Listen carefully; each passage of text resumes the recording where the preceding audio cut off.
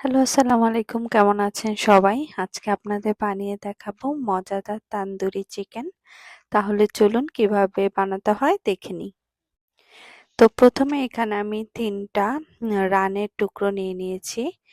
এখানে আমি দিয়ে দিচ্ছি ১ চা চামচ আদা বাটা, তারপর দিয়ে দিচ্ছি ১ চামচ রসুন বাটা, দিয়ে দিচ্ছি আমি লেবুর রস, এখানে প্রায় ২ টেবিল চামচের মতো লেবুর রস দিয়েছি। তারপর দিয়ে দিয়েছি সয়া সস ২ টেবিল চামচের মতো। তারপর এখানে কেচাপ দিয়ে দিয়েছি প্রায় ২ চা চামচের মতো। তারপর এখানে দিয়ে দিচ্ছি আমি তান্দুরি মসলা। এখানে আমি প্রায় ৩ চামচের মতো তান্দুরি মসলা দিয়ে দিয়েছি। আর দিয়ে দিচ্ছি স্বাদ মতো লবণ।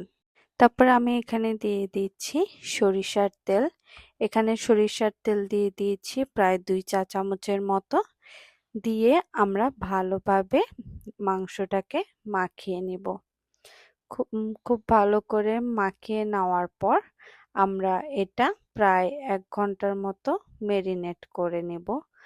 আপনাদের হাতে যদি সময় থাকে তাহলে আপনি আরো বেশিক্ষণও মেরিনেট করে নিতে পারেন।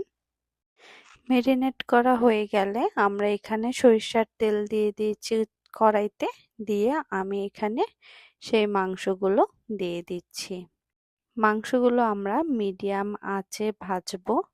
তো আমরা মাংসগুলো দিয়ে দেওয়ার পর আমরা ঢাকনা দিয়ে ঢেকে দেব, যেন ওপর নিচ সুন্দরভাবে মাংসটা ভাজা হয় আর ভিতরে যেন মশলা যায়। এই মাংস থেকে কিন্তু পানি বের হবে অনেক, সেই পানি দিয়েই আপনার মাংসটা সুন্দর সিদ্ধ হয়ে যাবে আর সুন্দর ভাজা ভাজা হয়ে যাবে। মাংসটা যখন একটা ব্রাউন কালার চলে আসবে সেই পর্যন্ত আমাদের মাংসটাকে ভাজতে হবে।